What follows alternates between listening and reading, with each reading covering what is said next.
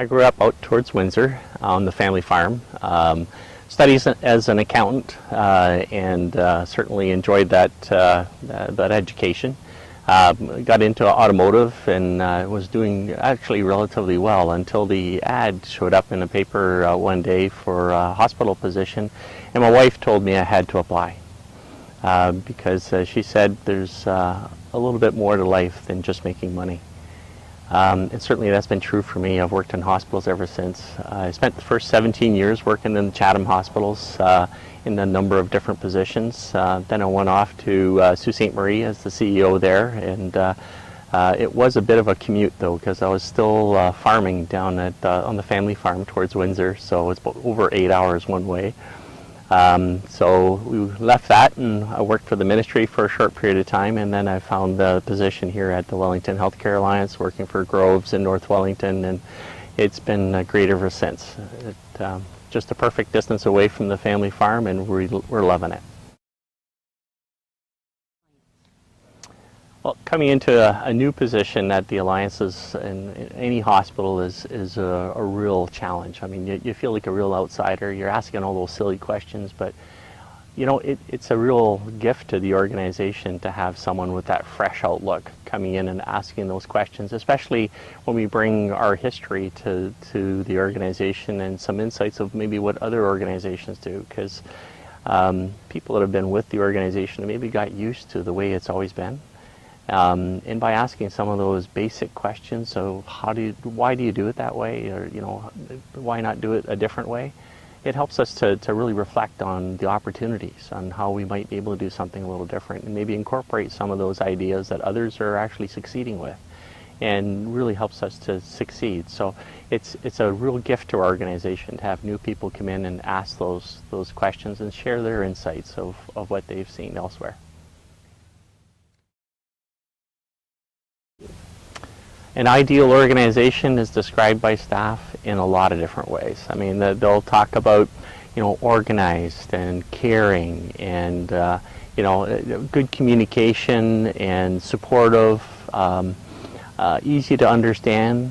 And other people with some different insights might say, you know, clean or fun. Because, you know, that first impression and that sense of feeling of belonging is a great thing to have as well. When people ask about an ideal employee as well to work with, you know, they'll describe that knowledgeable individual, dependable, punctual as well, because, you know, you need to be able to depend on them. Clean and fun aren't bad either, just because you got to work alongside people. But knowing that, you know, problem solving can be done, or dealing with tough situations and you can depend on them, that's such a huge thing to be able to move things forward.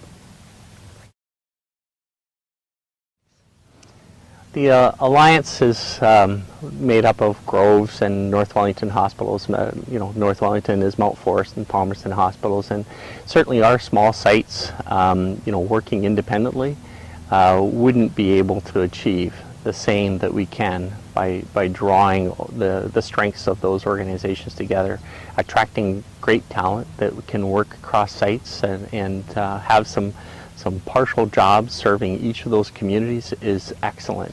And besides, we can do something once in one organization and just replicate it over into the other organizations, which means you don't have to do it 3 times. You can do it once really well and share that with the other organizations, so that way there we all do better. And that's really proven itself time and time again as far as the recruitment and that stability piece for the organization. Well, certainly moving through change and bringing in any kind of philosophy of trying to do something good takes a multitude of ingredients. It's like the analogy of the farming. You know, to farm, you can have the best John Deere tractor, some really good soil, but if you haven't got the right Pioneer seed, you're not going to get much of a crop. It's the same thing with an organization. You can have the best policies, you can have the best structure, but if you haven't got the people engaged in working with that philosophy and those thoughts and ideas on a day-to-day basis, it's just not going to happen. you need all those ingredients working together to really make it flourish and to make those changes really take hold and get the kind of improvements that we really want. I have a number of principles or first principles that I've actually described and put down on paper so that we're well grounded as we go forward. And those I shared with the organization back in 2007 when I joined, and they still mostly hold true today. I've updated a few of them to be able to actually add some new content and new circumstances, but things like, history needs to be understood in order to really learn from that and be able to go forward. Things, using multiple appointments or roles helps to develop people as opposed to pigeonholing individuals into a single role or function. Trying to get people cross-site certainly helps to gain new insights and almost brings that fresh set of eyes that we talked about for a new employee by just bringing someone to a different site for the hospitals and trying to share new ideas on how we can improve some of that consistency and move things forward. And partnerships need to be meaningful in order to get into and should be something that we really get some benefit from. Keeping it simple is always great, and certainly there's a number of others, including communication and such, that are really important to our organization. Communication is always difficult, and especially in a multi-site organization. So I like to provide, two-way communication opportunities whenever possible.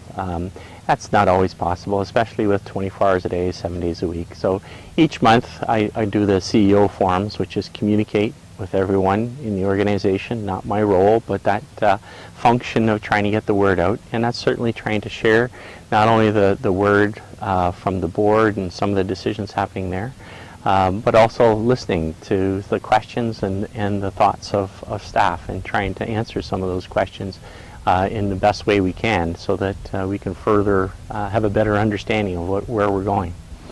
Beyond that, though, communication tools that we use are the What's on Your Mind, which is a nice automated system, be able to drop in questions through the intranet, pose a question as long as it makes sense to us, not, why does Jerome lose his hair? That's not going to work. We're not going to give answers to that. But certainly organizationally, if it's significant, we certainly would put that answer out there so that people can learn from it, and regardless of which shift you're on or which site. We do leverage the technology as well. Sometimes I'll run the CEO forums on a video conferencing across all 3 sites. So anyone at any one of the sites could raise a question and everybody can hear the answers. That's an ideal way of being able to share that insight and those questions and so that everybody knows what's going on, especially on a local level. Because our objective is really to make sure that staff are not only informed, but well informed, so that when their neighbors, friends ask those questions of what's going on at the hospital, you can be that expert for us to really tell them what the answer is, or at least you'll know where to get the answer to be able to get back to them so that they can be better informed as well. The expectations for quality improvement are that everybody gets involved in doing that, and certainly that means that we look for opportunities to bring things through, and that's one of the reasons why we've invested so heavily in trying to develop lean training, not for the managers or the top decision makers, for every staff member that has the ability or the interest in joining in and being part of that solution team for us. And it goes beyond our hospitals, where we've actually joined forces with our family health teams, the CCAC, Canadian Mental Health Association, at really providing a common language of problem solving, of an approach to kind of bringing through a way to define the problem, analyze some of the history of what that problem looks like, proposing some solutions, picking one, and moving ahead with implementation. Track the changes and see whether or not it really made a difference. if it didn't make a difference, let's try it again. And that whole get on with doing it is meant to work on almost an individual level, but certainly trying to get it down on paper helps the whole team understand what it is we're working on, and helps others join in on that effort of solving the problem, presenting the ideas, helping the solutions get trialed, worked through, and supported. That's quality improvement. Perfect. The organization, staff, and structure is actually kind of simple, and we try to keep it that way. And that there's CEO and VPs. There's 2 VPs and 2 chiefs of service, the finance and human resources that are part of the senior team. We don't have any directors, and we have a number of managers, and then it's staff that kind of complete the picture as far as organizationally. By site, we try to make a site commitment of having a manager of support services and a manager of clinical services that's more resident on each of the sites, so people have staff to go to. But most of the management team actually works across the sites, has responsibility for all 3 sites, whether it be in radiology or in nursing education. It kind of crosses the organization. That allows us to really make the most of those individuals. Our org chart certainly emphasizes that we've got a lot of potential to share those individuals and those skills and those insights, but it also means a team approach on trying to move things forward, and certainly relying on one another as a single team is a really important piece.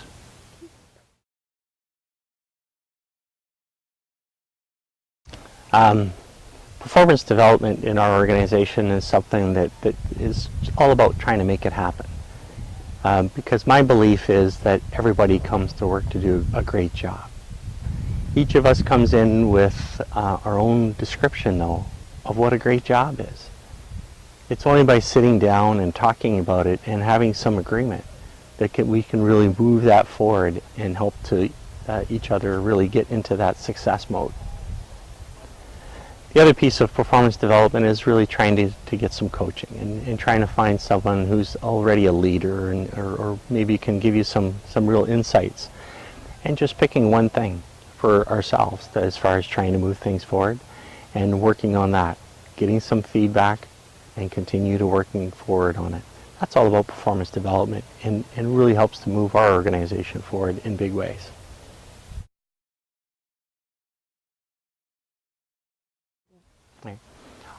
Our hospital mission statements, both Groves and North Wellington, are strong statements that really support a lot of that description of an ideal organization.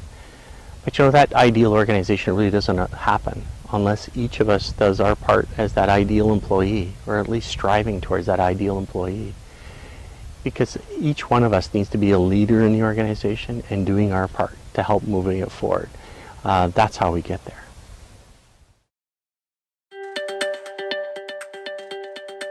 Welcome to the team. Be proud of where you work.